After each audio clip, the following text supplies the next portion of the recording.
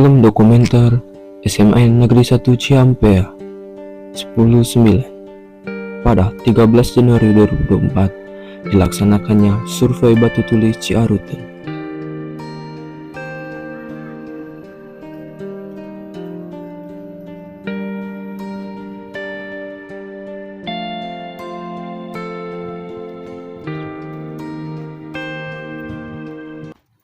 Setelah sampainya kami di Batu Tulis Ciaruten, kami bertemu guru kuncinya, yaitu Pak Gandhi. Kami meminta izin untuk membuat film dokumenter di sini.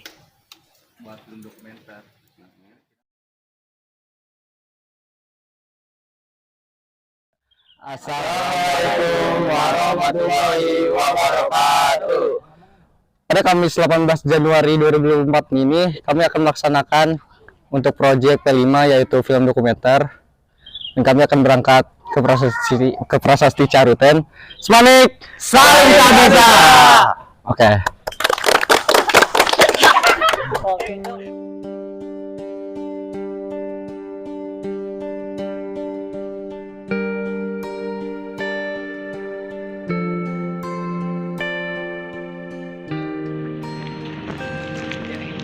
Ada bikin video juga.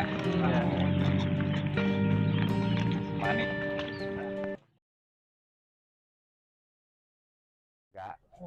Kepurbakalan ini sudah 100 sekian tahun. Pokoknya didirikan tahun 1913 di Banten. Iya. Disitulah awal mula di Indonesia ada beberapa lembaga kepurbakalaan. Yang awalnya memang ada 2-3 lembaga kepurbakalaan.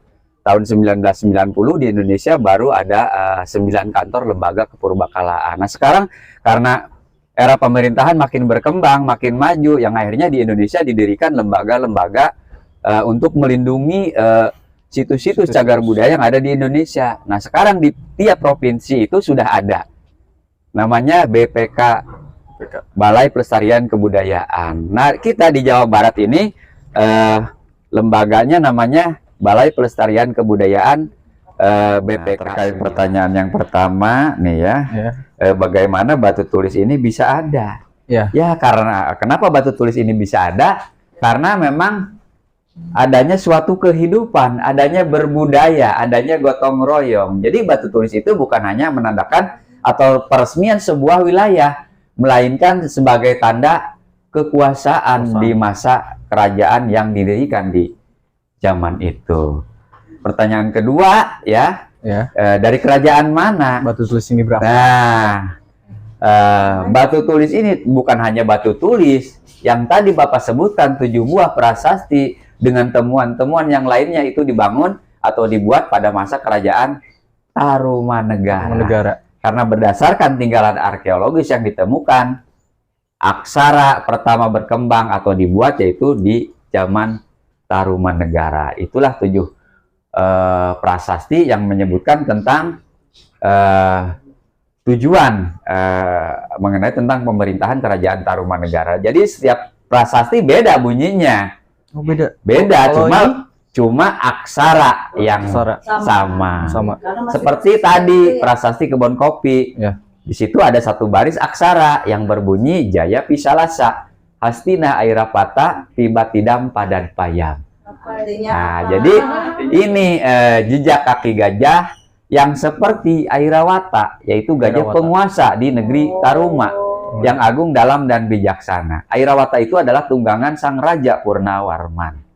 Jadi rajanya Purnawarman. Menurut mitologi Hindu, Airawata adalah merupakan tunggangan Batara Indra.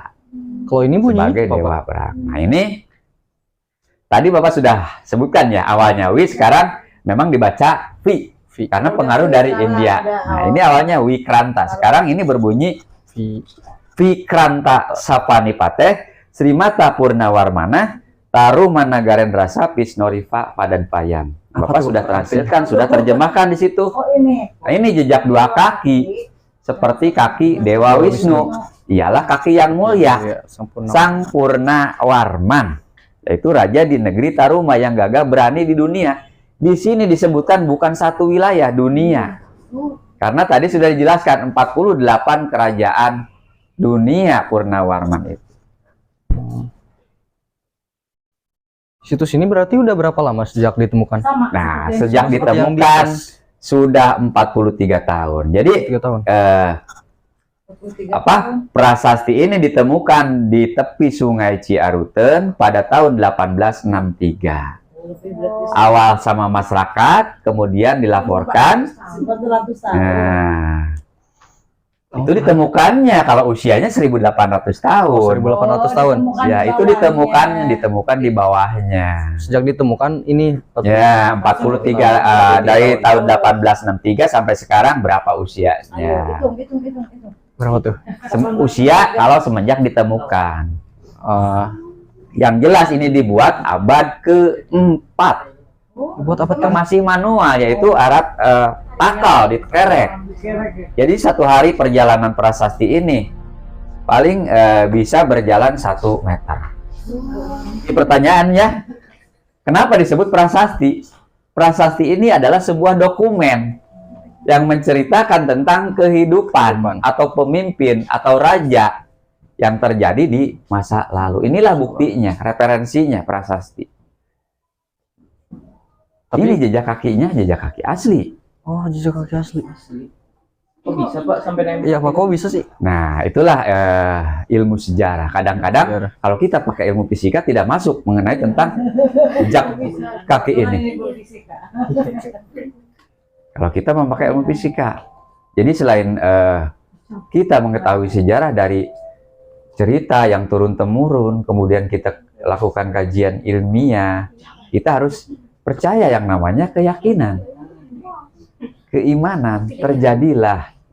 Karena orang-orang ini memang orang yang ingin memajukan kesejahteraan rakyat yang dipimpinnya di masa itu. Ininya dituliskan apa? Itu dia dituliskan apa, Pak? Pahat ya? Nah, Bapak jelaskan sedikit mengenang tulisannya ya. Karena memang di sini ada terbentuk seperti ada bekas pahatan. Nah, jadi memang selain menggunakan alat, sang penulis ini juga menggunakan kekuatan gitu. Karena berkembangnya aksara ini abad ke-4. Pada abad ke-4 belum ada yang namanya alat. Kemahiran teknik itu abad ke-7 yang disebut masa perundagian. Ini abad ke-4 udah ada. Gitu. Itulah kita harus dengan yakin. Toh kejadian atau mukjizat yang memang dialami oleh para wali-wali kita seperti itu contohnya. Apalagi ini belum adanya, ini bukan zaman Islam yang disebut. Kalau agama ada yang sebut kepercayaan, yaitu wiwitan. Mula-mula mengenal yang namanya keimanan, percaya kepada yang menciptakan bumi alam dan isinya. Pengangkatan pun tidak dilakukan sembarangan.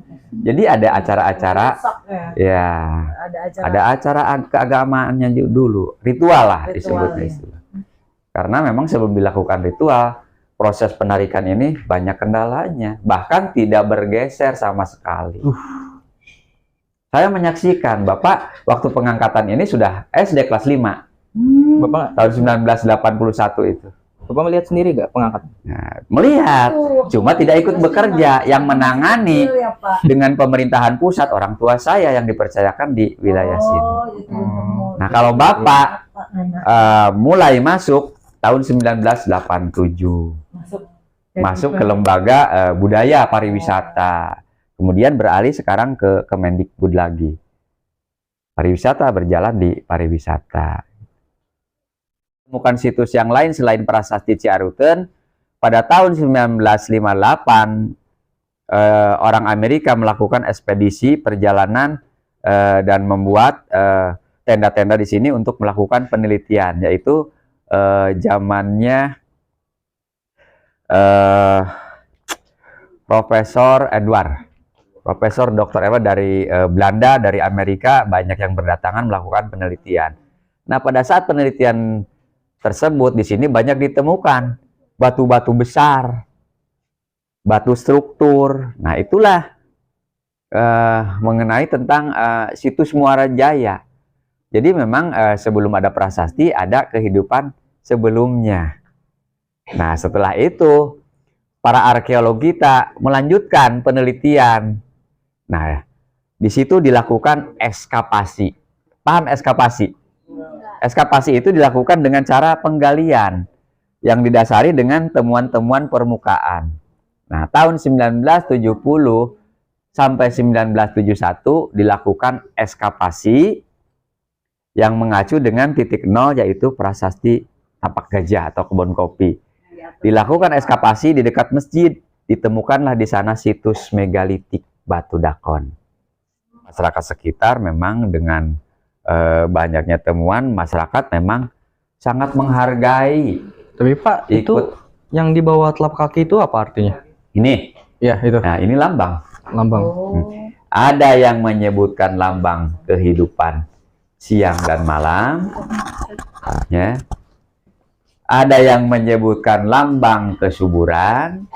Yang jelas ini adalah laba-laba.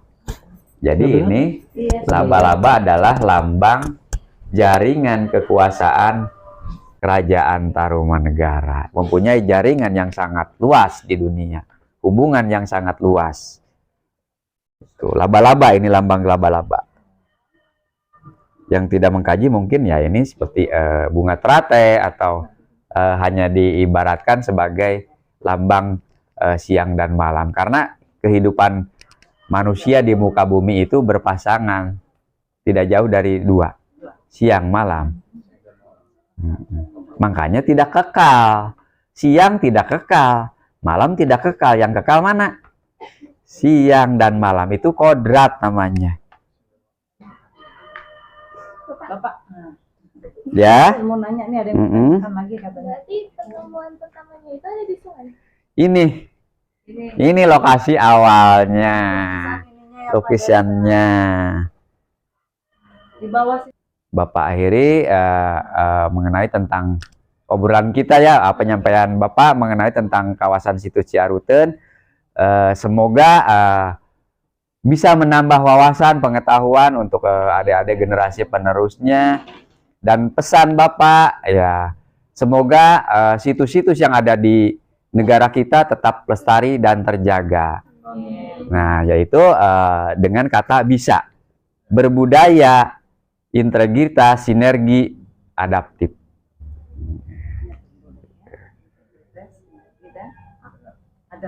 Adaptif. Gimana sih pendapat dari Bu Zaimul tentang informasi yang kita dapat hari ini? Bagus sekali ya untuk menambah wawasan kalian sebagai pelajar dalam mengetahui sejarah tentang batu tulis Ciaruten dan kebun kopi ini. Bagaimana sih pendapat dari wali kelas kami, Bu Kiki? Alhamdulillah kita jadi mendapat wawasan yang lebih banyak lagi tentang prasasti batu tulis yang awalnya kita tidak tahu batu tulis atau prasasti Ciaruten ini kenapa ada dan diambilnya itu dari sungai ke sini itu dengan menggunakan apa, sehingga kita tahu ilmunya gitu ya. Terima kasih. Mengenai pendapat kita tentang batu tulis di Ciaruten ini, kami pribadi sangat senang sekali bisa mengetahui tentang prasejarah yang ada di Jawa Barat ini, terutama ya batu tulis ini yang berada di Ciaruten. Pendapat terakhir itu dari kami berpendapat bahwa informasi yang dari Pak Gandhi itu sangat berguna bagi kami untuk menambah wawasan. Dan pendapat dari Hendy bagaimana, Hen? Pendapat saya pribadi adalah sebagai murid yang suka sejarah, saya menjadi dapat banyak wawasan. Ternyata prasasti tua itu semuanya berada di sini. Oke. Semoga film ini bisa dijadikan mendapatkan wawasan kalian. Sekian. Terima kasih. Terima kasih. Kami dari SMA Negeri 1 Ciampea. Semangat, saling bisa. PK 9 berbudaya, integritas, sinergi, adaptif. Bisa, bisa, bisa.